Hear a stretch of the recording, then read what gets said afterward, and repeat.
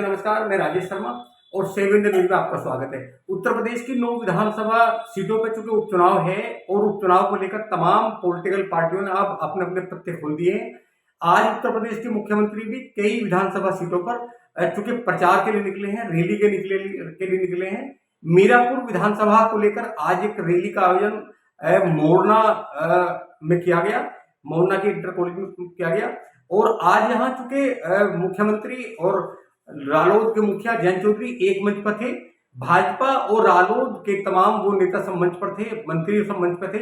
लेकिन आज मुख्यमंत्री ने जो लगातार उनका एक नारा चर्चा में है कि बटोगे तो कटोगे, आज पूरी रैली के दौरान उन्होंने इस नारे को नहीं किया। उन्होंने तमाम विकास के मुद्दे पर लोगों को जोड़ा, उन्होंने युवाओं की रोजगार पर बात कही, खिलाड़ियों के लिए बात कही। उन्होंने चौधरी चरण सिंह की भूमि को बताकर लोगों को भावनात्मक अपनी ओर खींचा।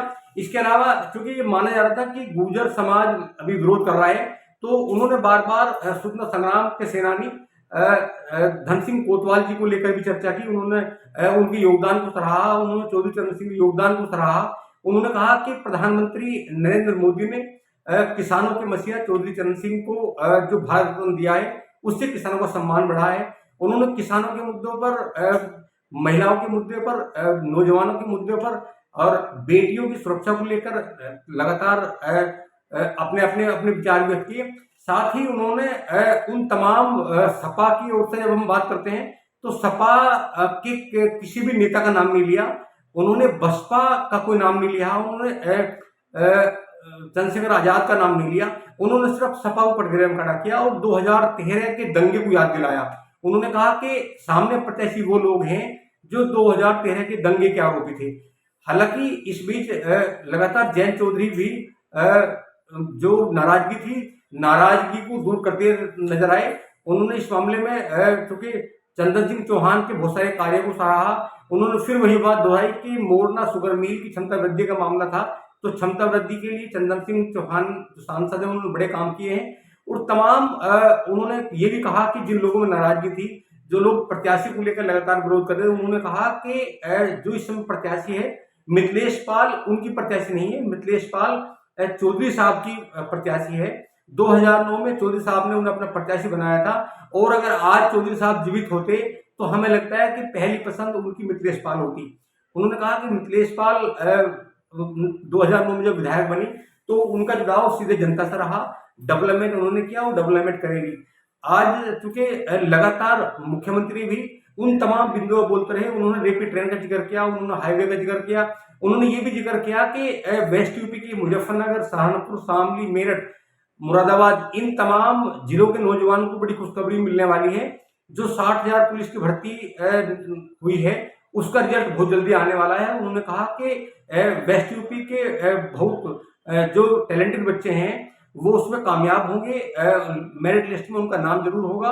और उन्होंने कहा कि अब अपराधियों की जगह सड़कों पर नहीं होगी, अपराधियों की जगह या तो जेल होगी या फिर पुलिस की गोली होगी या फिर हवालात होगी। उन्होंने लगातार सपा पर कटाक्ष किए, सपा को घेरा। शुरुआत हालांकि उन्होंने चूंकि मीरापुर विधानसभा में सुकोटाल तीर्थ है, उन्होंने सुखदेव जी का जिक्र किया, माँ गंगे का जिक्र किया और ये भी जिक्र किया कि ये बहुत प्राचीन तीर्थ है। 5000 साल पहले यहाँ ऋषि सुखदेव जी आए थे, उन्होंने राजा परीक्षित को यहाँ कथा सुनाई थी। उन्होंने कहा कि बहुत पवित्र धरा है, ये गंगा की धरा है। यहाँ चूंकि भाजपा का अपना प्रयास है, लोकदल का अपना प्रयास है कि यहाँ से अच्छे प्रत्याशी विधानसभाओं में और लोकसभा में जाए।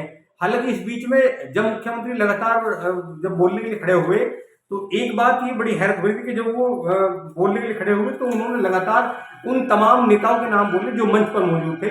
मैं एक बार बता दूं कि यहाँ वेस्ट यूपी के बड़े नेता, लेकिन उनका नाम उन्होंने 12वें स्थान पर लिया। इससे पहले उन्होंने भाजपा के जिलाध्यक्ष का नाम लिया, उन्होंने रालोद के जिलाध्यक्ष का नाम लिया, उन्होंने उन तमाम लोकदल और भाजपा के नेताओं का नाम लिया। हमें लगता है कि जिनका कद डॉक्टर संजीव बालियान छोटा है, लेकिन संजीव बालियान का नाम सबसे बाद में लिया गया और उन्होंने अपील की मिथिलेश पाल को आप जिता के भेजो। तो आज लगभग 50 मिनट का संबोधन रालोद मुखिया जयंत चौधरी और मुख्यमंत्री योगी आदित्यनाथ का रहा और उन्होंने अपील की है कि मिथिलेश पाल को आप जिताइए और इस क्षेत्र में विकास की गंगा मैं बहाऊंगा। आप देखिए कि क्या बोले प्रदेश के मुख्यमंत्री योगी आदित्यनाथ। सभी राजनीतिक दलों ने जनता जनार्दन की सुविधा और आस्था को सम्मान करते हुए चुनाव आयोग से अनुरोध किया था कि ये चुनाव की तिथि आगे बढ़ा दी जाए, क्योंकि 11 नवंबर से ही हमारा पश्चिमी उत्तर प्रदेश, मुजफ्फरनगर, शामली, गाजियाबाद, मुरादाबाद, संभल, अमरोहा और आसपास के क्षेत्र के श्रद्धालु गंगा स्नान करने के लिए सुख तीर्थ पर या फिर गढ़मुक्तेश्वर में या टिकरी में जाकर के वहां रात्रि निवास करते हैं, वहां प्रवास करते हैं, कुछ घंटे मां गंगा के आंचल में व्यतीत करते हैं। उनकी आस्था का सम्मान हो। हम आभारी हैं भारत निर्वाचन आयोग के कि उन्होंने जन आस्था का सम्मान दिया, लेकिन समाजवादी पार्टी ने इस फैसले का विरोध किया। ये समाजवादी पार्टी पूरी तरह एक्सपोज हो चुकी है। पहले तो सपा और कांग्रेस में एक प्रकार का तलाक सा हो गया है, दोनों ने छोड़ दिया है।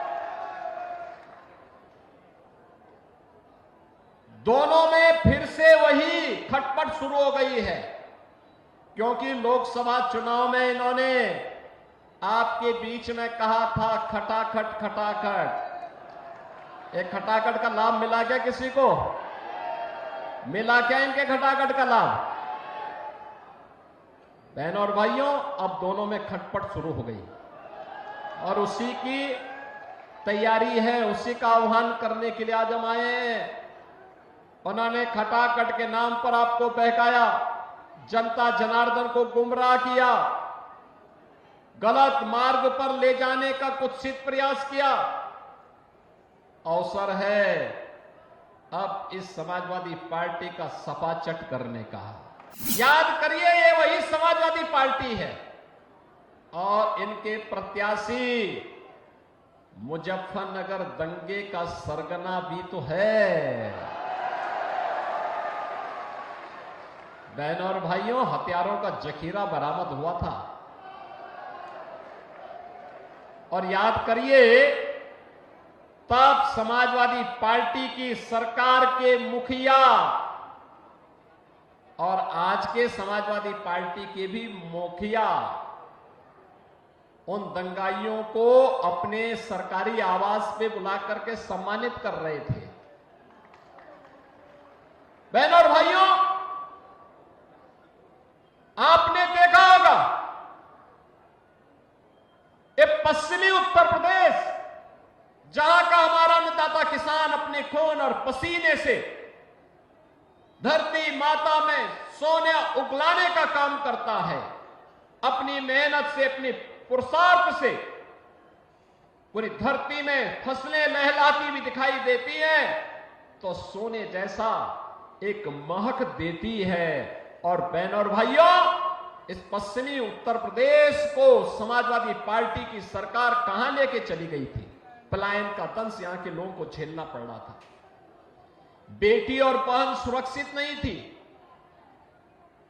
किसान परेशान था, नौजवान पलायन करने के लिए मजबूर था,